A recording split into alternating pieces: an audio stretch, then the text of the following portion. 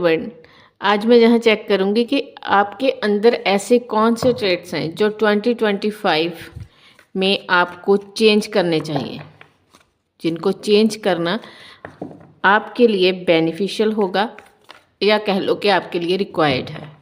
ठीक है, आपके अंदर ऐसी कौन सी चीज़ें हैं, कौन से ट्रेट्स हैं, कौन सी बातें हैं जिनको चेंज करना ज़रूरी है। देखो यहाँ पर जो चीज़ें निकल कर आई, सबसे पहली बात तो ये कि आपको थोड़ा सा एक्सप्रेसिव होना है। ठीक है, ये चीज़ यहाँ पर बहुत ज़्यादा शो हो रही है। आपको थोड़ा सा अपने क्या होता है कि आप अपने मन की बात दूसरों तक पहुँचा नहीं पाते, क्लियर कम्युनिकेट नहीं कर पाते। तो ये चीज़ आपको सबसे पहले, कितने ज़बरदस्त किंग, क्वीन, एम्प्रेस और किंग ऑफ पेंटिकल, क्या कार्ड निकल कर आए हैं। तो दो तीन चीज़ें यहाँ पर क्लियर है। पहली बात, आपको थोड़ा सा एक्सप्रेसिव होना है। एक्सप्रेसिव इन द सेंस कि आपको अगर झगड़ना हो ना तो आप फटक से जो मन में आए वो बोल सकते हो, लेकिन जहाँ पर प्यार शो करना है वहाँ पर आपको दिक्कत होती है। आपको दूसरों के बारे में दूसरों के साथ अपने रिश्तों को मधुर करने में थोड़ी दिक्कत होती है। आप ये खुलकर अप्रिशिएट नहीं कर पाते अपने अपने अपने लव वंस को, अपने साथियों को, अपने फैमिली मेम्बर्स को। तो ये चीज़ करने की ज़रूरत है, पहली चीज़। दूसरी क्या है कि आपको थोड़ा सा फ्लेक्सिबल होना है। ठीक, कई बार क्या होता होगा आपके साथ कि आप चीज़ों में बेवजह की सख्ती अपनाते हो। अगर आपके घर में बच्चे हैं तो आप बच्चों के साथ बहुत जल्दी, बहुत ज़्यादा स्ट्रिक्ट हो जाना।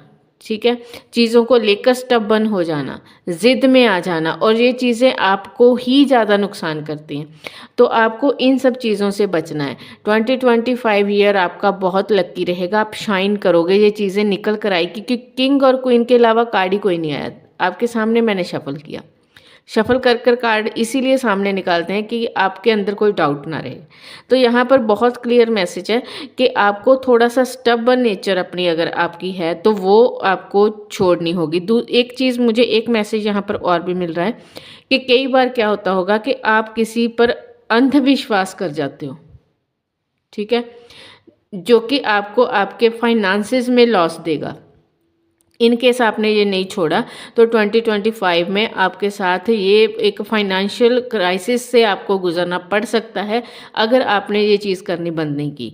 आपको क्या है कि अगर कोई भी आए और आपसे मदद मांगे तो झटपट मदद करना बुरी बात नहीं, लेकिन पहले ये देख लो कि आप मदद कर कहाँ रहे हो, किसको अपने फाइनेंसेस दे रहे हो, किसको अपनी समय, अपनी एनर्जी दे रहे हो।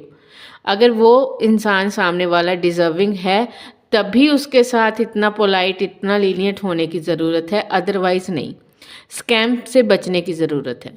और एक चीज़ और, कोशिश करना है आपको कि 2025 में आपको किसी से बहुत ज़्यादा पैसा लोन या उधारी में ना तो लेना है ना देना है। एक बैलेंस करके चलना है। अगर आप कोई ऐसा काम भी कर रहे हो जहाँ पर आपको बैंक से भी लोन लेना पड़ता है तो वो इतनी गुंजाइश रखकर कि इन केस कोई समय अच्छा बुरा आए तो आपको बदल देना पड़े वापस, तो आप कर सकते हो। मतलब ऑप्शंस रखकर।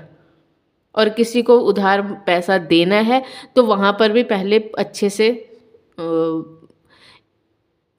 क्लैरिटी लेकर के आप कहाँ कर रहे हो, किसको दे रहे हो, वापस के चांसेस हैं भी या नहीं। ठीक है, ये कुछ चीज़ें हैं यहाँ पर मुझे जो दिखाई दी। बहुत ज़्यादा लॉन्ग रीडिंग नहीं है, ये छोटी सी रीडिंग करने जा रही थी। तो ये कुछ चीज़ें हैं आपको जो 2025 में अगर आप थोड़ा ध्यान रखोगे तो ईजी रहेगा, आपके लिए बेनिफिशियल रहेगा। Thank you so much.